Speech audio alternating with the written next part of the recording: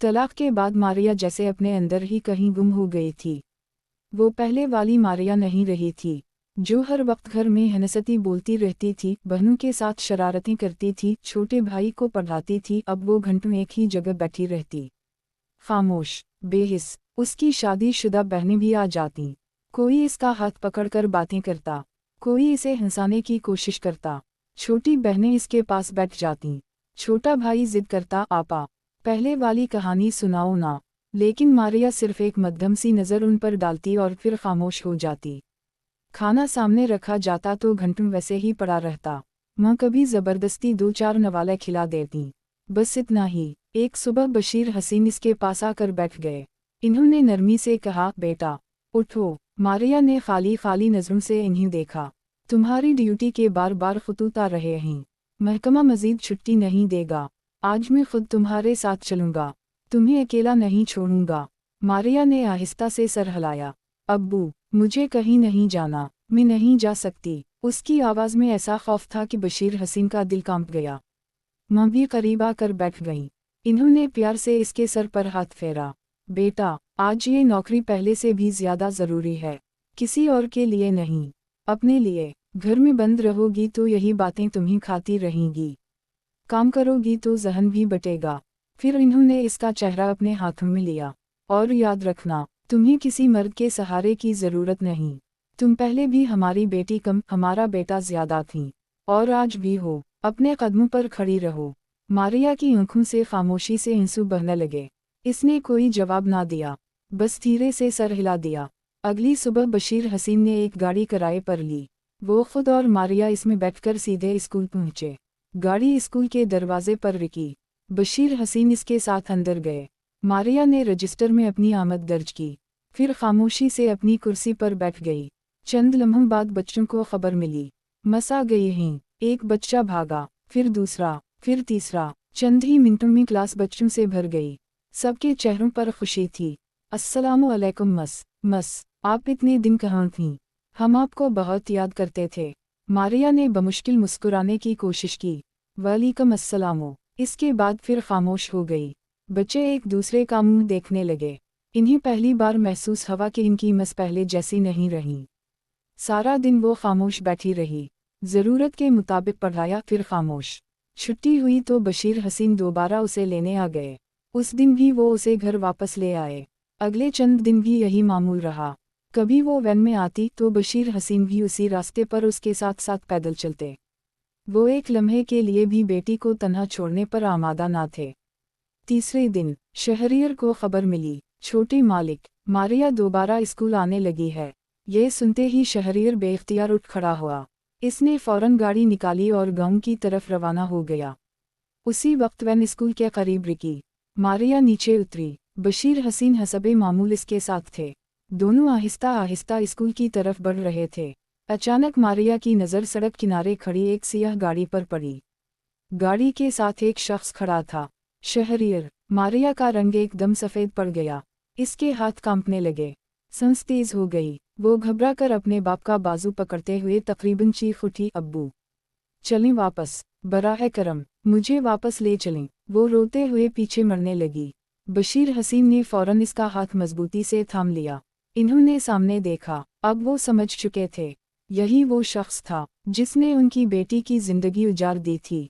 इन्होंने मारिया के कंधे पर हाथ रखा। बेटा, मैं तुम्हारे साथ हूँ। जब तक तुम्हारा बाप जिंदा है कोई तुम्हें हाथ भी नहीं लगा सकता। ज़रूरत पड़ी तो तुम तक पहुँचने से पहले गोली मेरे सीने में लगेगी। मारिया ने बाप का हाथ दोनों हाथों से मजबूती से पकड़ लिया। इसके कदम अभी भी कांप रहे थे। दूसरी तरफ शहरियर अपनी जगह से एक कदम भी आगे ना बढ़ा। वो सिर्फ खामोशी से मारिया को देखता रहा। पहली बार उसने गौर से उसका चेहरा देखा, वही मारिया, मगर अब इसके चेहरे से जिंदगी गायब थी। आंखों में खौफ था, रंग जर्द पड़ चुका था। शहरियर के दिल में जैसे किसी ने खंजर उतार दिया। इसे पहली बार अपने किए हुए जुल्म का वजन महसूस हुआ। वो समझ रहा था कि मारिया अपनी शादीशुदा जिंदगी गुजार रही है। इसे ये मालूम नहीं था कि इस निकाह का रिश्ता चंद ही दिनों में ख़त्म हो चुका है। और मारिया, उसने किसी को भी ये नहीं बताया था कि उसकी शादी टूट चुकी है। गांव वालों की नज़र में वो आज भी इब्राहिम की बीवी थी। और वो यही चाहती थी कि फी अलहाल हकीकत उसी पर्दे में छपी रहे। अब ये रोज़ का मामूल बन गया था। सुबह जैसे ही वन स्कूल के करीब रुकती, मारिया अपने वालिद बशीर हसीन के साथ उतरती। चंद कदम के फासले पर शहरियर अपनी गाड़ी के साथ खड़ा होता। वो ना रास्ता रोकता, ना आवाज़ देता, ना कोई बात करता, बस खामोशी से मारिया को देखता रहता। और जब मारिया अपने वालिद के साथ स्कूल के अंदर चली जाती तो वो खामोशी से गाड़ी में बैठकर वापस चला जाता। उसी तरह छुट्टी के वक्त भी वो कहीं ना कहीं आसपास मौजूद होता, दूर से सिर्फ एक नज़र देखता और फिर वापस लौट जाता। इब्तिदा में मारिया हर रोज़ इसे देखकर कांप उठती थी, लेकिन वक्त के साथ उसका वो शदीद खौफ कुछ कम होने लगा। इसलिए नहीं कि वो शहरियर को मुआफ़ कर चुकी थी, बल्कि इसलिए कि अब इसकी आंखों में वो जुनून, वो धमकी और वो ख़तरनाक चमक बाकी नहीं रही थी। मगर इसके बावजूद वो कभी अकेली ना आती। बशीर हसीन हर रोज़ इसके साथ होते। कई दिन गुजर गए। अब बशीर हसीन के अंदर का बाप खामोश रहते रहते थक चुका था। हर रोज़ एक अजनबी मर्द को अपनी बेटी के सामने खड़ा देखना इसकी गैरत को ज़ख्मी कर रहा था। एक सुबह जब इन्होंने फिर शहरियर को उसी जगह खड़ा देखा तो इन्होंने अचानक मारिया का हाथ मजबूती से पकड़ा। बेटा, मेरे साथ आओ। मारिया हैरान रह गई। अब्बू, स्कूल तो इधर है। नहीं, आज पहले एक और जगह चलते हैं। वो सीधे हवेली की तरफ मुड़ गए। शहरियर ने इन्हें दूसरी सिमत जाते देखा तो चौंक गया। वो भी तेज कदमों से उनके पीछे चल पड़ा। चंद ही मिनट बाद तीनों हवेली के दरवाजे पर थे।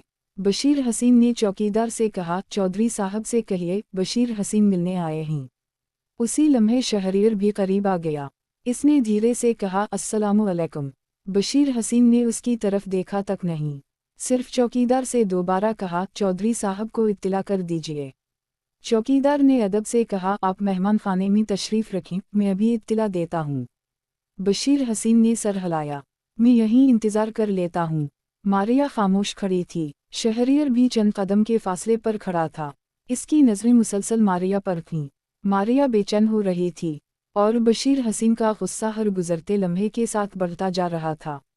उनका जी चाह रहा था कि मुड़कर शहरियर को दो टोक अल्फाज में झंझोड़ दें, मगर इन्होंने खुद पर काबू रखा। तकरीबन 10 मिनट बाद चौकीदार वापस आया। आए, चौधरी साहब मेहमान खाने में तशरीफ़ ले आए हैं। बशीर हसीन ने मारिया का हाथ थामा और अंदर चले गए। शहरियर भी खामोशी से उनके पीछे हो लिया। मेहमान खाने में बड़े चौधरी बैठे थे। इन्होंने एहतिराम से दोनों को बैठने का कहा। बशीर हसीन ने बैठने के बजाय सीधे मुद्दा बयान कर दिया। चौधरी साहब, मैं आज शिकायत करने नहीं आया, मैं सिर्फ एक बाप बनकर आया हूँ। उनकी आवाज़ भरा गई। इन्होंने मारिया की तरफ इशारा किया। ये मेरी बेटी है, इसकी मजबूरी है कि इसे नौकरी पर आना पड़ता है। मैं आपसे हाथ जोड़कर दरख्वास्त करता हूँ, अगर आपके ताल्लुकात से उसका तबादला हो सकता है तो करवा दीजिए। मैं रोज़ अपना सारा काम छोड़कर इसके साथ आता हूँ। सारा दिन बाहर बैठा रहता हूँ, फिर उसे वापस लेकर जाता हूँ। इन्होंने एक ठंडी आह भरी। मेरी बेटी की ज़िंदगी अजीरन हो चुकी है, और इस सब की वजह। इन्होंने आहिस्ता से शहरियर की तरफ देखा। अलामत वावन वक्फताम वक्फताम वक्फताम, आपका बेटा है। बड़े चौधरी ने पहली बार अपने बेटे की तरफ देखा। शहरियर वाकई दीवानों की तरह मारिया को देख रहा था। शहरियर, इन्होंने सख्त आवाज़ में पुकारा, अंदर जाओ। मगर शहरियर जैसे सुन ही ना सका। वो अपनी जगह साकत खड़ा रहा। बड़े चौधरी ने गहरी सांस ली। वो अपने बेटे की हालत देखकर भी परेशान थे। इन्होंने बशीर हसीन की तरफ रुख किया। आप चंद दिन और सब्र करें, मैं खुद इस मामले का कोई हल निकालता हूँ। इन्होंने मेज़ पर रखा कागज़ उठाया और अपना नंबर लिखकर बशीर हसीन की तरफ बढ़ा दिया। ये मेरा नंबर है, आप जब चाहें मुझसे राब्ता कर सकते हैं। फिर इन्होंने ड्राइवर को आवाज़ दी, गाड़ी निकालो। बशीर हसीन साहब और बेटी को इज्जत के साथ उनके घर छोड़कर आओ। बशीर हसीन ने खामोशी से शुक्रिया अदा किया। मारिया ने एक लम्हे के लिए भी शहरियर की तरफ नहीं देखा और दोनों वहाँ से रवाना हो गए। घर पहुँचते ही बशीर हसीन ने अपनी पगड़ी उतारकर एक तरफ रखी और थके हुए अंदाज में चारपाई पर बैठ गए। इनकी बीवी ने परेशानी से पूछा, क्या हवा? बशीर हसीन देर तक खामोश रहे, फिर आहिस्ता से बोले, वो लड़का मुझे दीदा लगता है। इन्होंने दोनों हाथ चेहरे पर फेरे। हम दुनिया के किसी भी कोने में चले जाएं, मुझे नहीं लगता वो हमारी बेटी का पीछा छोड़ेगा। उनकी आवाज़ में खौफ साफ महसूस हो रहा था। मैं तो एक और बात सोच सोच कर भी डर जाता हूँ। बीवी ने चौंक कर पूछा, कौन सी बात? बशीर हसीन ने धीरे से कहा, मुझे डर है कि कहीं इब्राहिम को तलाक देने पर भी किसी ने मजबूर तो नहीं किया। सब कुछ इतनी जल्दी हुआ। फूफी की बेटी अचानक वापस आ गई और फिर इन्होंने गहरा सांस लिया। अल्लाह बेहतर जानता है, लेकिन मेरा दिल बार बार यही कहता है कि इस सारे खेल के पीछे शायद शहरीर का भी कोई हाथ हो। कमरे में खामोशी छा गई। ये सिर्फ एक बाप का अंदेशा था। इसके पास इस बात का कोई सबूत नहीं था, मगर अपनी बेटी पर गुजरने वाली आजमाइशों ने उसके दिल में हर नए वाक़ये के साथ एक नया खौफ ज़रूर पैदा कर दिया था। 2-3 दिन मज़ीद उसी तरह गुजर गए। बशीर हसीन हसबे मामूल हर सुबह मारिया के साथ स्कूल जाते, सारा दिन बाहर बैठकर इसका इंतज़ार करते और फिर शाम को उसे घर वापस ले आते। 1-2 बार बड़े चौधरी की हवेली जाने के बाद शहरियर रास्ते में नज़र तो आया, मगर पहले की तरह करीब आने या रास्ता रोकने की कोशिश ना की। तीसरे दिन दोपहर के वक्त बशीर हसीन का मोबाइल बजा। इन्होंने नंबर देखा। बड़े चौधरी का फ़ोन था। अस्सलामु अलैकुम बशीर हसीन साहब। वालेकुम अस्सलाम चौधरी साहब। बड़े चौधरी की आवाज़ में पहले से कहीं ज़्यादा नरमी थी। मैं आपसे एक बार फिर माज़रत चाहता हूँ। जो तकलीफ़ आपकी बेटी को मेरे गांव में पहुंची, इसका मुझे बेहद अफसोस है। चंद लम्हे खामोश रहकर वो बोले, मैंने उसके तबादले के लिए सिफारिश कर दी है। इंशाअल्लाह 1-2 दिन में ऑर्डर आ जाएंगे। उसे आपके शहर के करीब ही तैनात कर दिया जाएगा ताकि उसे रोज़ इस रास्ते से न गुजरना पड़े। बशीर हसीन ने नम आँखों से कहा, अल्लाह आपको जज़ा दे चौधरी साहब। बड़े चौधरी ने आहिस्ता से कहा, और एक बात, अपनी बेटी को समझाइए कि वो खुश रहे, और उसके शौहर से भी कहिए कि अब अपनी जिम्मेदारी निभाए। ये सुनते ही बशीर हसीन के हलक में जैसे कुछ अटक गया। इनकी आँखें एक लम्हे के लिए बंद हो गईं। वो क्या बताते कि इनकी बेटी तो इस घर से भी उजड़ चुकी थी। जिस रिश्ते के सहारे की बात हो रही थी, वो तो 8 दिन में ख़त्म हो गया था।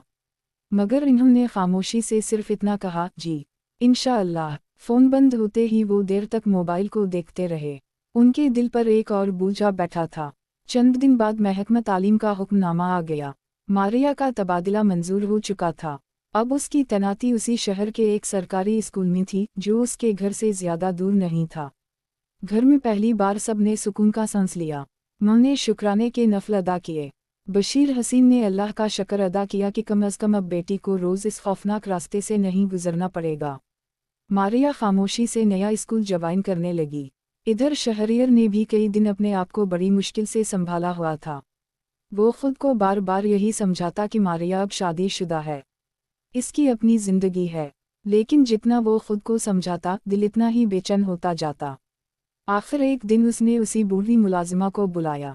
जाओ, पता करो मारिया अब कहाँ आती जाती है, और ये भी मालूम करो कि अचानक वो इस रास्ते से क्यों गायब हो गई। मुलाजिमा खामोशी से चली गई।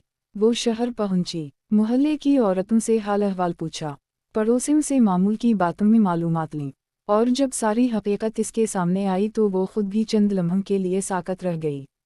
शाम ढले वो वापस डेरे पर पहुंची। शहरियर बेचैनी से उसका इंतज़ार कर रहा था। इसे देखते ही खड़ा हो गया। क्या खबर लाई हो? बूढ़ी मुलाजिमा ने गहरा सांस लिया। छोटे मालिक, आज मैं आपके लिए ऐसी खबर लाई हूँ। अलामत वावन वक्फताम वक्फताम वक्फताम, जो धमाके से कम नहीं। शहरियर का दिल ज़ोर से धड़का। क्या हवा? मारिया खैरियत से तो है?